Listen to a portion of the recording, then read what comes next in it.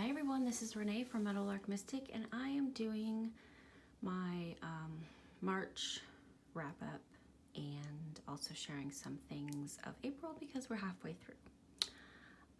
The reason I'm doing this video, and it's dedicated to one of my friends who shared with me that she really looks forward to my videos, and I think given everything that's happening right now in the world and also specifically in the United States, if this brings her joy, I will gladly do that. So yes, this is my wrap up.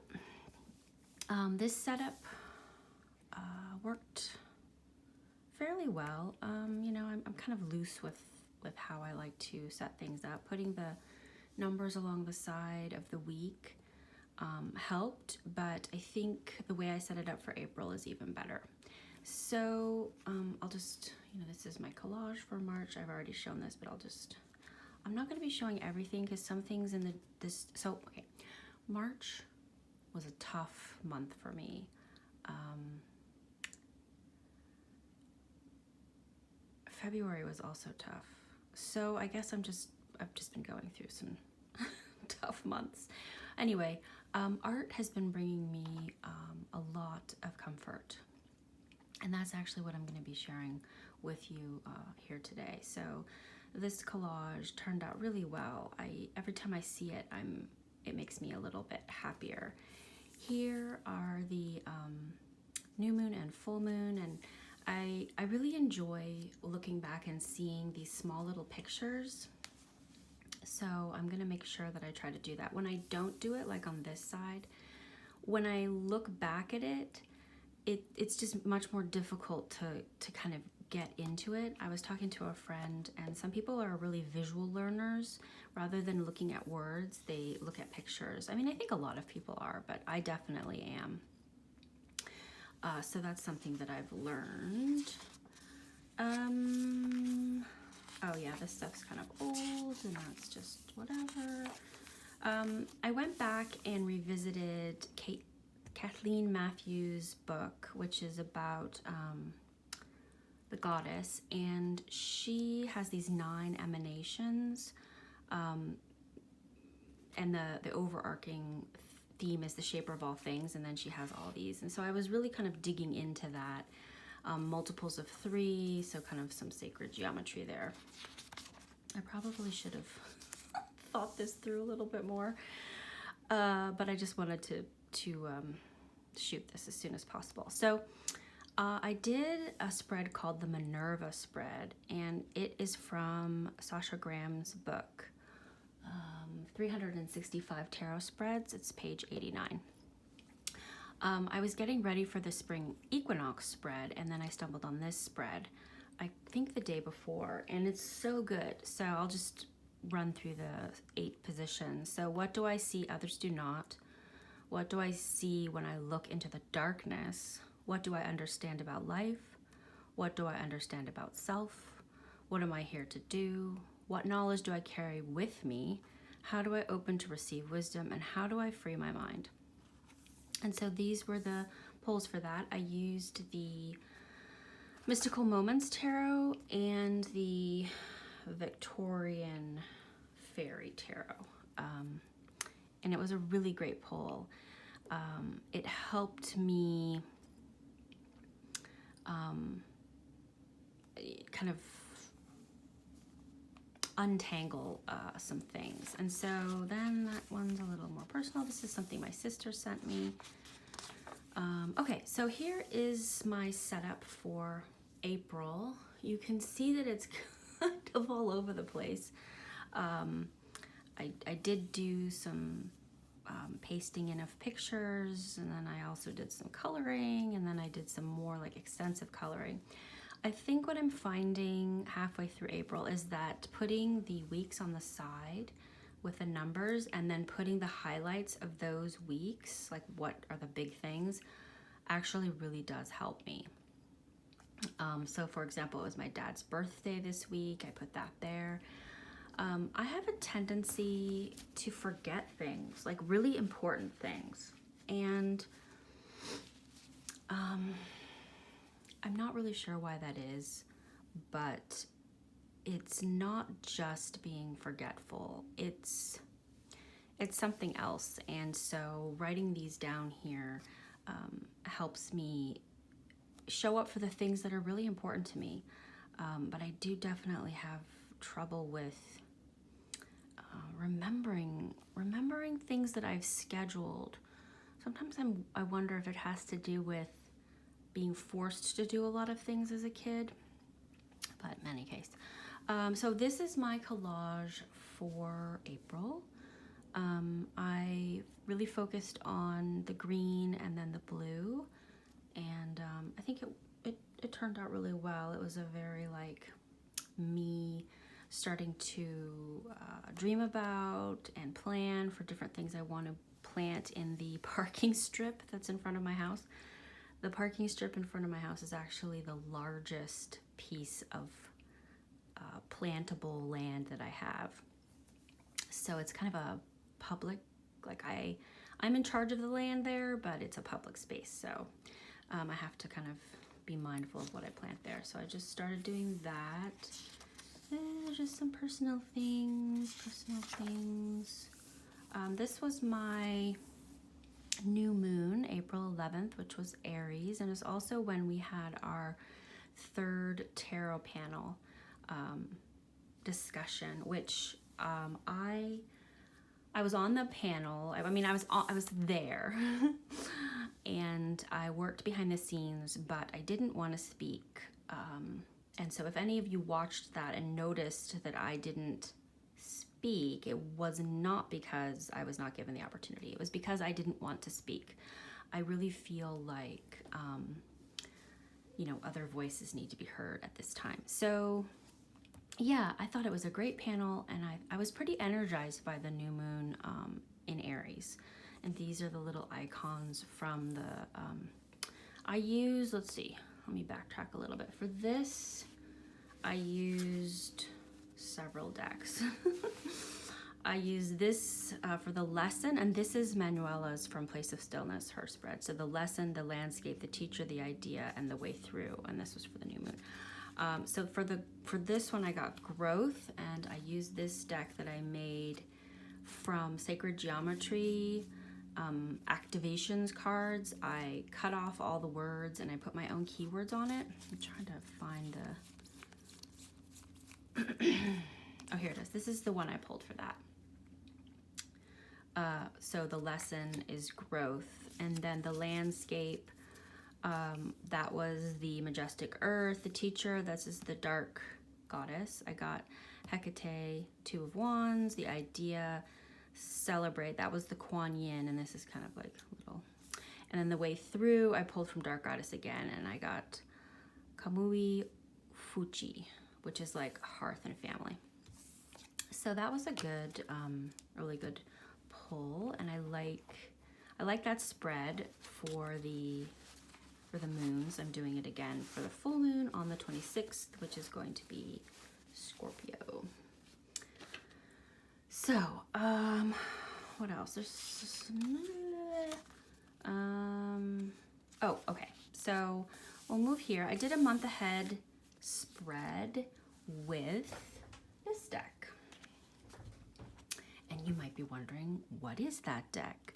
This is the redraw of the Shining Tribe Tarot that I had printed.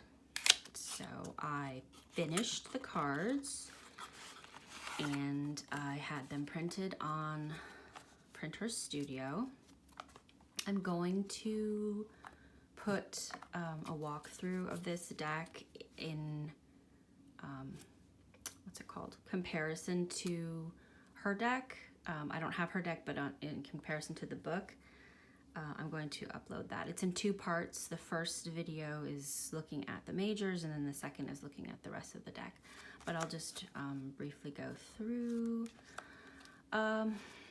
This project, I think I've mentioned it, took me almost 3 years to do. And it's kind of surreal having the deck in my hand now. I really like it a lot, and I find that it's a very spiritual deck, which anyone who has the Shining Tribe, I think, would know that. But I call mine the Shining Glyph, and it's really, it was a beautiful experience and journey, and I'm really glad that I finished it, because I do have a tendency, not always, but to start things and then not finish them. So I really did not want this to be one of those projects where I did that. So that is the deck that I used for this month ahead spread. And the spread came from the Arthurian Tarot year-long course that I'm doing. And the first position is what is the quest, the second is where to begin, the third is what do we take, the fourth is what do we leave behind, and the fifth is what do we find.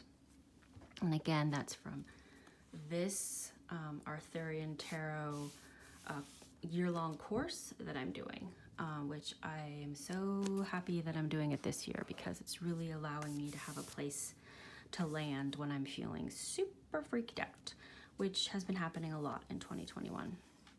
You know, it's a different kind of freak out though. I mean, I was pretty scared in 2020, but it was almost like 2020 was just like panic mode, almost like fight or flight.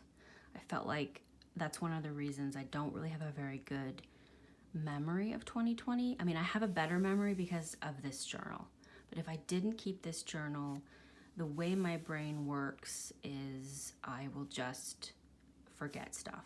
I'll just be unable to remember events.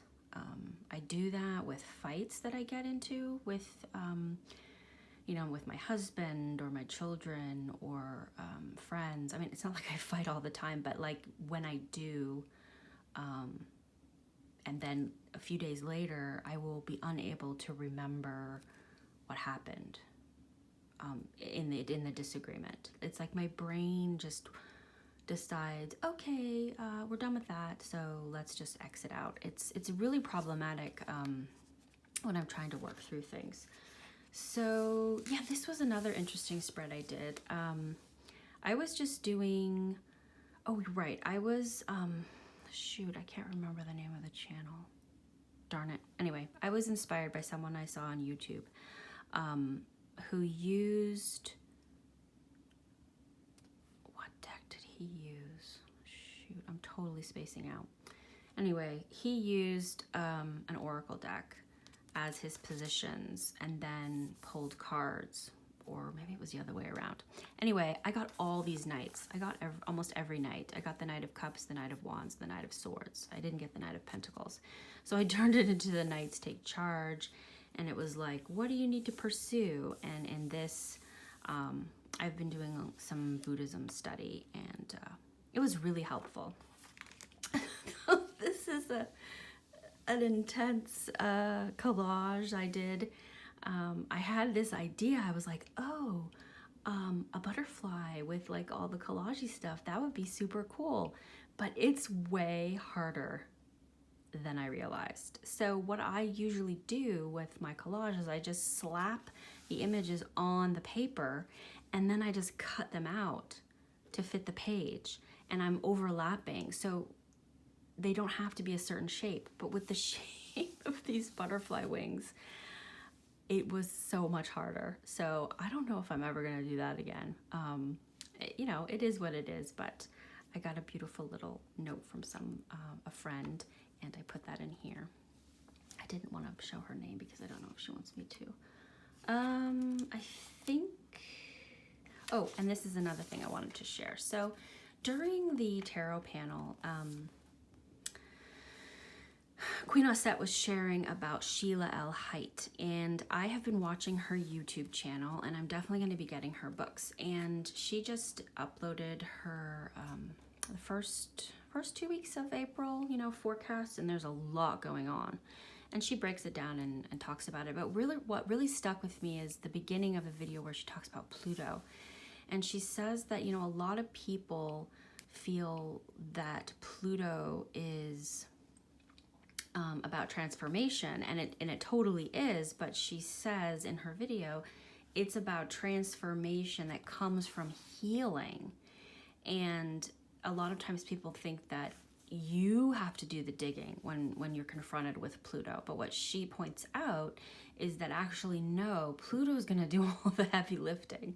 Pluto's gonna do all the digging. You just have to face it and go with the flow. It's only when you fight Pluto and what Pluto is pointing out that you will, you will suffer. And so I did a reading about this, and I'm gonna share the different. So I got Judgment, and then I got, and that's from the little constellations, is from this deck, which I find the keywords they're really good. So with Judgment, I got Observe, and this is all in reference to kind of like Pluto and what's happening right now. And the Queen of Wands, I got Sagittarius and Protect. And then for Majesty, I got the Seven of Cups. And I did this reading actually before I was watching Sheila's video.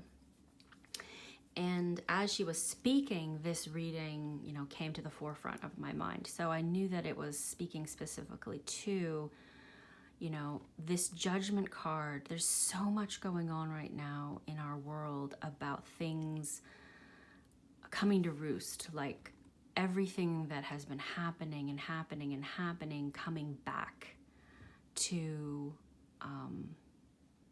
be judged. And I don't mean that in a like, it's just the way the universe works. Eventually things, do have a repercussion. And so with this Judgment card, to observe how people in your community are responding, and observe how you are responding, and observe, what is important to you as you watch all these things that are going on. And then for this one, I thought it was very specific to me because I pulled Sagittarius, which is my sun. And Sheila also talks about in her video how the sun is your creativity. And so, you've got Sagittarius, protect your creativity. And then we've got the Queen of Wands, which for me is about nurturing your energy and your spirit. And that segues into art for me. And then the last, Pegasus, which is Majesty, also kind of fantastical majesty. I got the Seven of Cups. And that's the second time I've gotten that card. So it really tracks back to the Judgment card, like choosing wisely based on revelation, based on things that have become clear to you. So this reading was really a great reading for me, and I really loved how it linked to Sheila L. Height's astrology forecast. So I also wanted to share that the Gentle Tarot creator, Mari in the Sky, that's her, I guess that's her, I don't know, the name of her business. She had a sale on her earrings. I didn't even know she made earrings. And then I also saw that she was donating a portion or all of the proceeds to St. Vincent. I think it's an island where they suffered a volcanic eruption. So anyway, so I picked up these beautiful earrings that are kind of reminiscent of her deck, and I really love it. She's such a beautiful soul, I must say. So the rest of this video, I'm going to be sharing things that have been inspiring me, and most of them are kind of outside the realm of books and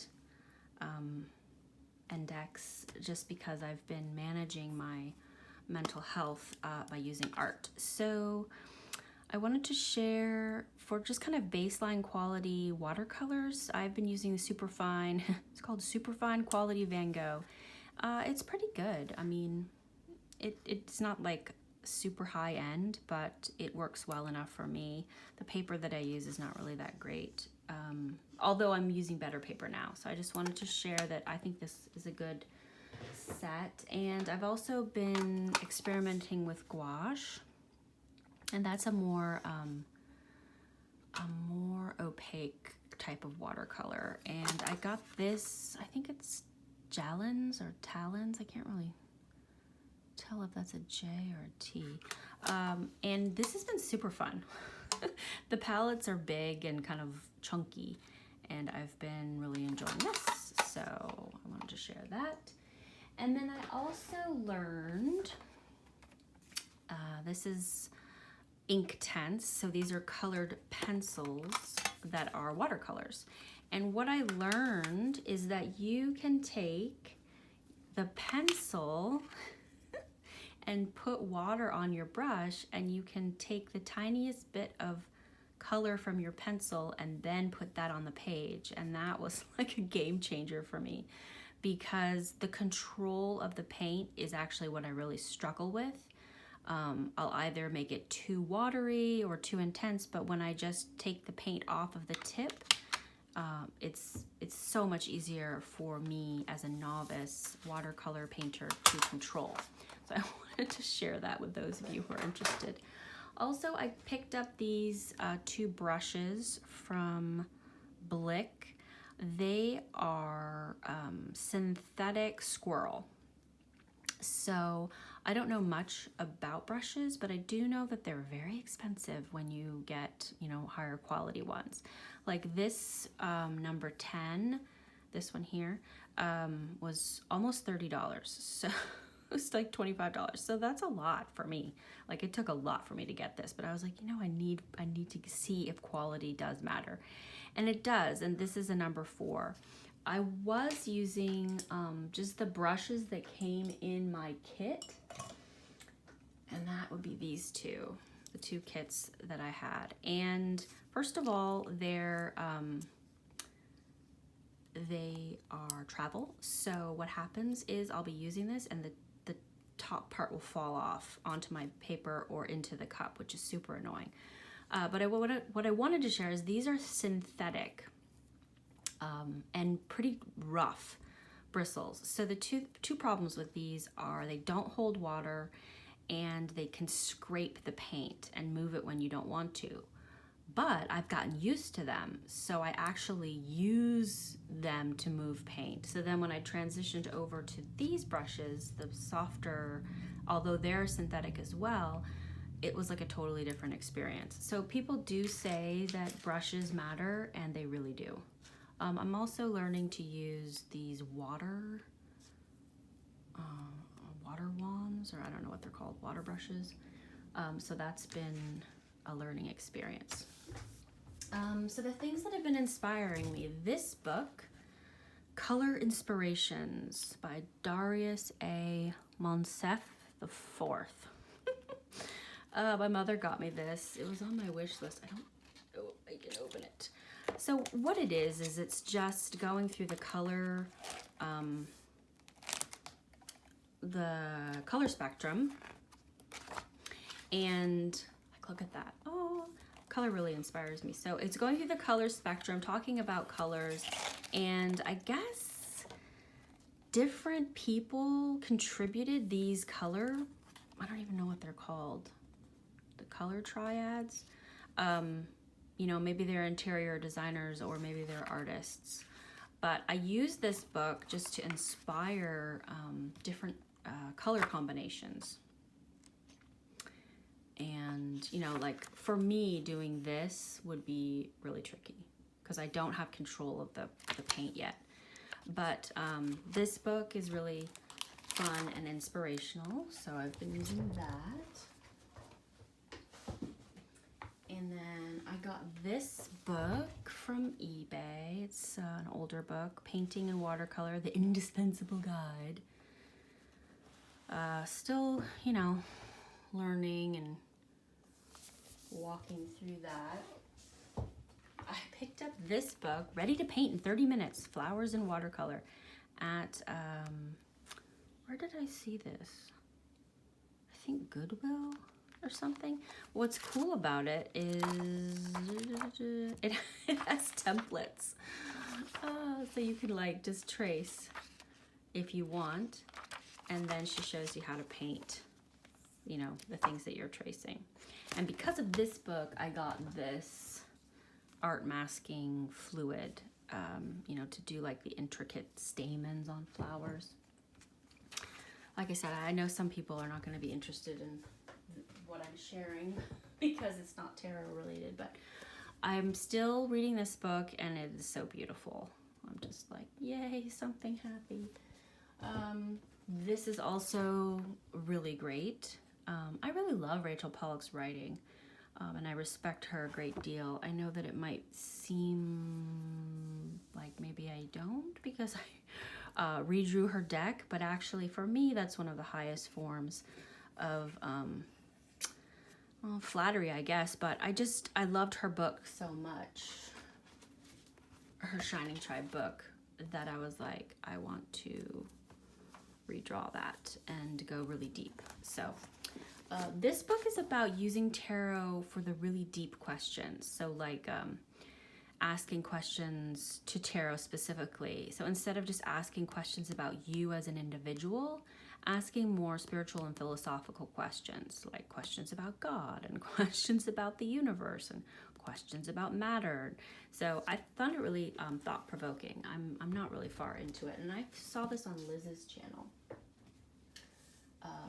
West Star, I think is the new name. So I wanted to share some of the art I've been using, and somewhere in my journal, I don't exactly know where, I said art is the practice of acceptance. Yes, here it is. Art is active acceptance.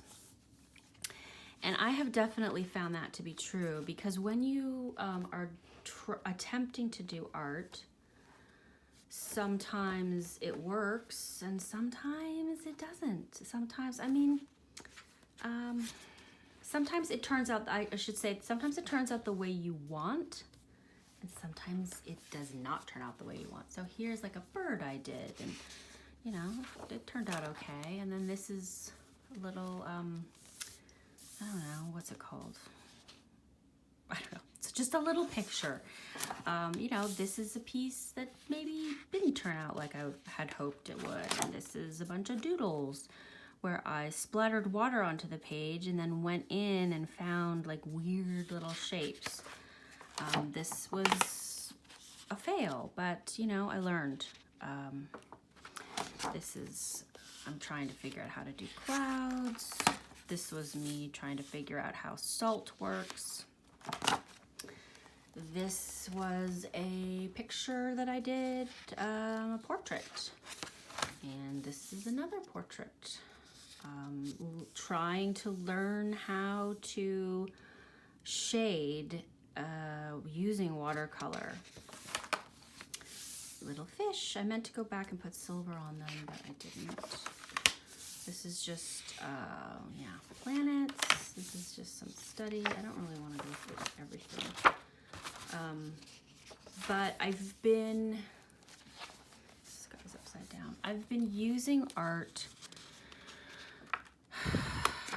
to help me manage my, yeah, my feelings and just kind of the overwhelm that has been going on. And it's been really therapeutic for me to do that. Oops, I just knocked the camera.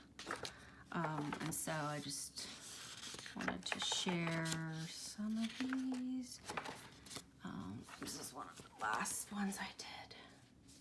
I was learning how to use the white pen. This is like a, I don't know. This is like a study in colors. Oh, this one, this one was cute. Okay, so yeah, that is my use of art to manage stress and as a creative outlet. That's really been what March and thus far, April has been. Very art-centric, getting to know the deck I got printed for myself, using tarot to uncover, you know, blind spots. Also using tarot just to get closer to understanding kind of vast energies, the cosmos and matter and duality. So that's kind of interesting. I really do enjoy, you know, taking tarot to kind of the next level rather than just being like, what's going to happen tomorrow? Although I actually have not been doing much of the day. I used to pull every single day, but I haven't been doing that as much. I think because I've just been inundated with information and I'm just like, I can't take any more. Sometimes you don't need to know everything. Sometimes you could just let things be a surprise, even if the surprise is not that wonderful. It's starting to get warm where I am, and the cherry blossoms have bloomed. I got this really cute sticker from Mari in the Sky, Shine On My Love.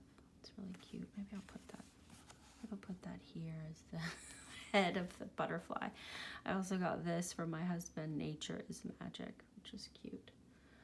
But I hope that you are doing well. I hope that this has brought at least a little diversion to some of the